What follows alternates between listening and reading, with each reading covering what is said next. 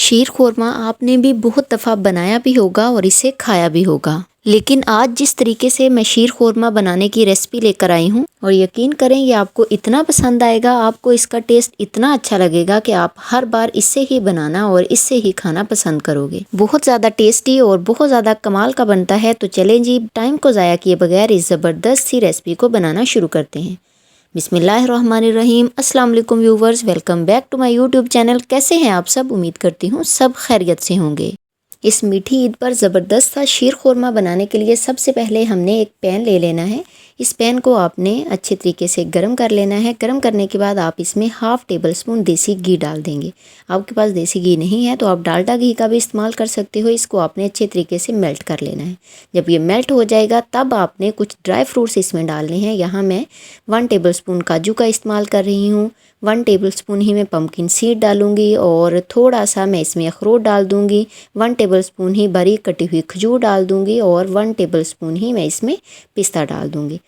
अच्छा, यहाँ पर कुछ लोगों को खजूर नहीं पसंद होती, तो खजूर अगर आप ना डालना चाहो तो उसकी जगह पे आप शवारे भी इस्तेमाल कर सकते हैं। उसका टेस्ट भी इस रेसिपी में बहुत ही ज़बरदस्त आएगा। इनको आपने बिल्कुल लो फ्लेम पर अच्छे तरीके से रोस्ट कर लेना है। तकरीबन 1 मिनट से 1.5 मिनट तक आपने लो फ्लेम पर इनको अच्छे से रोस्ट कर लेना है। जैसे ही इनकी खुशबू आने लगे, ये क्रिस्पी और क्रंची हो जाए, तो तब आपने इनको निकाल लेना है। अब फिर से उसी पैन में तकरीबन 1 टेबल स्पून ही मेवे डालकर इनको भी मैं कुछ ही सेकंड्स के लिए रोस्ट करूंगी। इनको आपने बाकी ड्राई फ्रूट्स के साथ रोस्ट नहीं करना, क्योंकि ये बहुत जल्द फूल जाते हैं और उनको रोस्ट करने में हमें थोड़ा सा टाइम लगा है, लेकिन इनको हमने चंद ही सेकंड्स के लिए रोस्ट करना है। जैसे ही ये फूलने लगेंगे तो हम इनको निकाल लेंगे। अब दोबारा से उसी पैन में मैं तकरीबन हाफ़ टेबल स्पून ही फिर से देसी घी डाल दूंगी और इसको हमने अच्छे तरीके से मेल्ट कर लेना है। जैसे ही ये मेल्ट होगा तो आपने फ्लेम को बिल्कुल लो से भी कम कर देना है। उसके बाद हम इसमें डालेंगे ये बारीक वाली सेवइयाँ। यहाँ पर मैंने हाफ़ कप सेवइयों का इस्तेमाल किया है, क्योंकि मैं शीर खोरमा बना रही हूँ आधा किलो दूध का।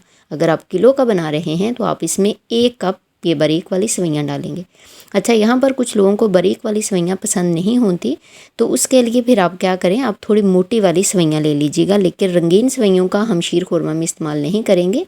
बारीक वाली सेवइयाँ या थोड़ी मोटी वाली सेवइयाँ आपने ले लेनी है। आज फ्लेम को आप जितना लो रखेंगे उतने ही आपको इसके अच्छे रिजल्ट्स मिलेंगे। आपने फ्लेम को लो से भी कम इनको फ्राई करना है। जैसे ही इनका कलर इस तरह से होने लगेगा गोल्डन ब्राउन, तो हम इनको निकाल लेंगे। अब इसके बाद हम एक पतीली ले लेंगे और इसके अंदर डालेंगे चीनी। यहाँ पर मैं 2 टेबल स्पून चीनी का इस्तेमाल कर रही हूँ, क्योंकि दूध की क्वांटिटी मेरे पास है आधा किलो। तो अगर आप चीनी ज़्यादा खाना पसंद करते हैं तो आप इसमें 3 टेबल स्पून भी डाल सकते हो। अब इस चीनी को हमने अच्छे तरीके से कैरमलाइज़ करना है। वैसे भी आप चीनी डाल सकते हैं, लेकिन अगर आप इस तरीके से कैरमलाइज़ करके डालेंगे तो इससे इसका टेस्ट और खुशबू बहुत ही ज़बरदस्त आएगा। अच्छे तरीके से देखें, ये चीनी मेल्ट हो गई है, इसका कलर भी ब्राउन हो गया है। इस स्टेज पर मैं इसमें डालूँगी दूध मैंने लिया है 2 कप, यानी कि मैं आधा किलो दूध इस्तेमाल कर रही हूँ। अब दूध को हमने अच्छे तरीके से पका लेना है 4 से 5 मिनट लगाकर, ताकि दूध के अंदर जो पानी वगैरह होता है वो सारा निकल जाए, वो सारा ड्राई हो जाए।